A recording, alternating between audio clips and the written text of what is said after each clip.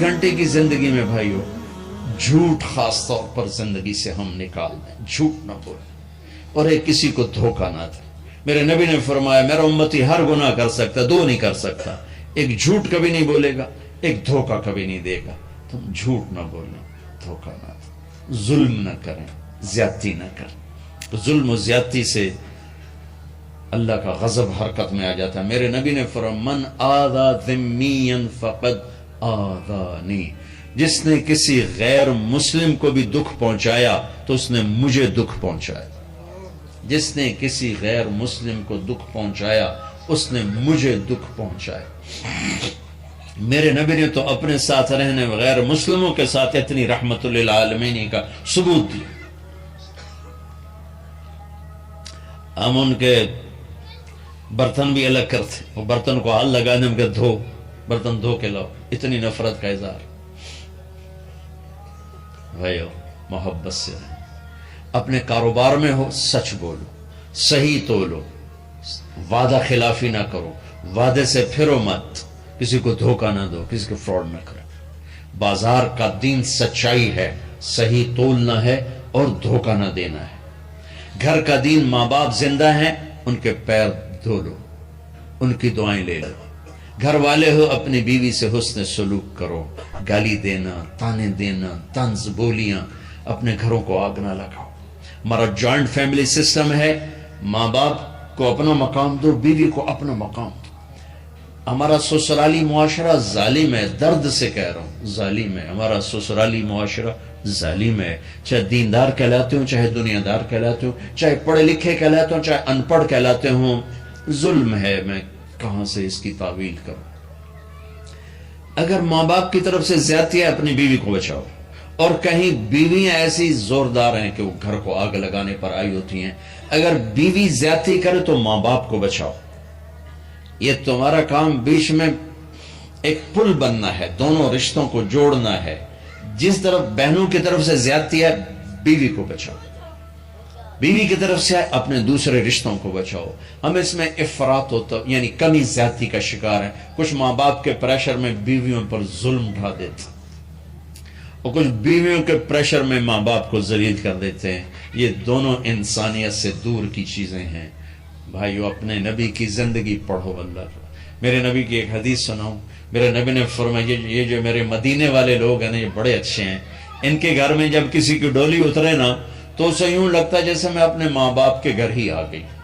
یہ چند دن پہلے میں نے حدیث پڑھی تو مجھے بڑا مزہ ہے کہ میرا تو مستقل مضمون میں بیان کرتا رہتا ہوں۔ آپ نے فرمایا کہ یہ جو میرے انصار ہیں مدینے والے، ان کے گھر میں کسی کی ڈولی آ جائے تو اسے یوں لگتا ہے جیسے اس کو اپنے ماں باپ اور ساس سسر میں کوئی فرق ہی نہیں نظر آتا، کہ یہ ایسے اچھے اخلاق کے لوگ ہیں۔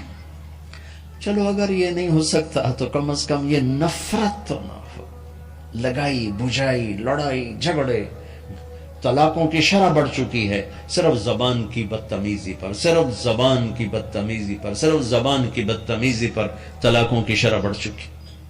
بھائیو اپنے اخلاق سے اپنے رشتوں کو جیتو۔ ماں باپ کا دل جیتنا ہے، بہن بھائیوں کا دل جیتنا ہے، اپنی بیوی کا دل جیتنا ہے اچھے اخلاق کے ساتھ۔ بیوی کے ذمہ خاوند کا دل جیتے اچھے اخلاق کے ساتھ، ساس سسر کا دل جیتے اچھے اخلاق کے ساتھ، اپنے بہن بھائیوں کا دل جیتے اچھے اخلاق کے ساتھ۔ میرے رب کی قسم تم چپ رہنا سیکھ لو، عزت تمہارے قدموں میں آ کے گرے گی۔ جواب نہ دو، چپ ہو جاؤ، اللہ عزت تمہارے قدموں پہ لا کے کھڑا کر دو، تمہارے قدموں میں آ کے اللہ عزت کو گرائے گا۔ اولاد کو عزت دو، اولاد کو عزت دو، اولاد کو عزت دو، ان کو ٹائم دو، پھر یہ ساری زندگی تمہارے غلام بنے گے۔ 3 سال کے بچے کو اسکول میں دھکا دے دیا، آیا تو ٹیوشن والے کے پاس بھیج دیا اور خود اپنے مزے کیے، تو یہ اولاد کبھی تمہاری نہیں ہوگی۔ انہیں ٹائم دو، اور اولاد کی خواہشات کا خیال کرو۔ ان پر ایسے ماں باپ ہونے کی ایسی دھونس مت جماؤ۔ آج کل اولاد نافرمان ہے، آدھا قصور ماں باپ کا ہے، آدھا اولاد کا ہے، کہ یہ وہ شفقت اور وہ محبت اور وہ ٹائم نہیں دیتے، اس سے آگے بات خراب ہو جاتی۔ اور ایک بڑا حساس موضوع ہے، رشتے ناتوں میں اولاد کی رعایت کرو۔ اپنی اولاد کی پسند ناپسند کا خیال کرو، ان پر مسلط مت کرو۔ اولاد سے کہتا ہوں کورٹ کی شادیاں نہ کرو، عشق معشوقی کی شادیاں نہ کرو، یہ 99.9% ناکام ہو جاتی ہیں۔ زندگی اور چیز ہے، عشق معشوقی اور چیز۔ اپنے ماں باپ کی دعائیں برکتیں لے کر شادی کرو۔ لیکن ماں باپ سے کہتا ہوں اگر کہیں بچی کہہ دے میں نے نہیں کرنی یہاں، تو اللہ کے واسطے اس کی رعایت کرو، اس کو گائے بھینس نہ بناؤ کہ جس قلعے نال مرضی جا کے بن چھڑو۔ انسان ہے، جانور نہیں ہے، انسان ہے۔ زندگی جس نے گزارنی اس کی رعایت کرو، اس کی رعایت کرو۔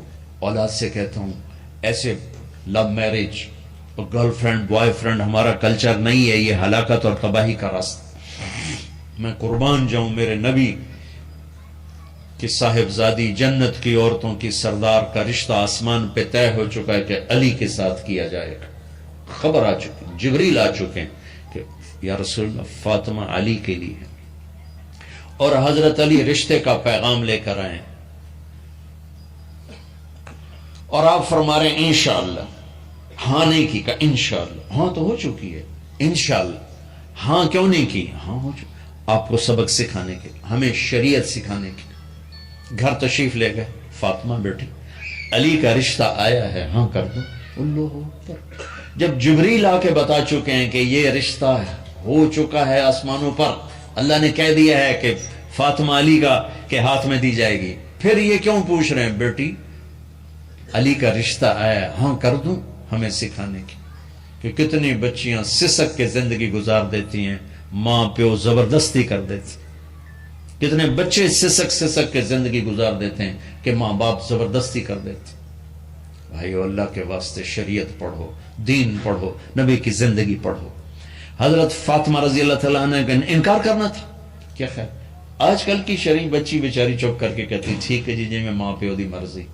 تو فاطمہ جیسی ہستی کوئی تصور کر سکتا ہے؟ کہیں گی نہیں، وہاں سے اقرار ہی تھا، لیکن ہمیں پیغام دینا تھا، سکھانا تھا کہ یا رسول اللہ جیسے آپ بس علی جاؤ لوگوں کو بلاؤ، پھر لوگوں کو بلاؤ، پھر آپ نے نکاح پڑھایا، پھر رخصتی ہوئی، بلا کر آپ نے فاطمہ کا ہاتھ پکڑا اور یوں علی کے ہاتھ میں دے کر کہا علی تمہیں نبی کی بیٹی مبارک۔ اور پھر فرمایا فاطمہ مجھے جو سب سے زیادہ محبوب تھا میں نے تیرا ہاتھ اس کے ہاتھ میں دے دیا۔ بھائیو اللہ کے واسطے اپنی قومی زندگی سے نکلو، رواجی زندگی سے نکلو، پنجاب کی زندگی، پٹھانوں کی زندگی، بلوچوں کی زندگی، سندھیوں کی زندگی، یہ بت ہیں، ان کو توڑ کے نبوت والی زندگی، نبوت والی زندگی، نبوت والی زندگی وہ اختیار کریں گے، ہماری عورتیں بھی سکھی، ہمارے مرد بھی سکھی، ہماری اولاد بھی سکھی۔ تو سارے بھائی نیت کرتے نا اس کی انشاءاللہ، اللہ تعالیٰ ان کی بخشش فرمائے۔ تو آپ بھائیو ایک تو جہاں مرکز ہے اسماعیل وہاں جایا کرو، جمعرات کو آپ کو فائدہ ہوگا۔ آپ کے پاس مسجد میں جماعت آ جائے ان کے ساتھ بیٹھا کرو، اس سے آپ کو انشاءاللہ فائدہ ہوگا۔ مہینے میں 3 دن جایا کرو، اس سے آپ کو انشاءاللہ راستہ ملے گا۔ اور دعا سے پہلے اگر کسی سے لڑے ہوئے ہو، مستورات میں کوئی کسی سے لڑی ہوئی ہے یا آپ کسی سے لڑے ہوئے ہو، تو میں ہاتھ جوڑتا ہوں، مر جانے والی جگہ پہ کیا لڑائیاں، معاف کر دو، معاف کر دو، معاف کر دو، اللہ پہ چھوڑ دو۔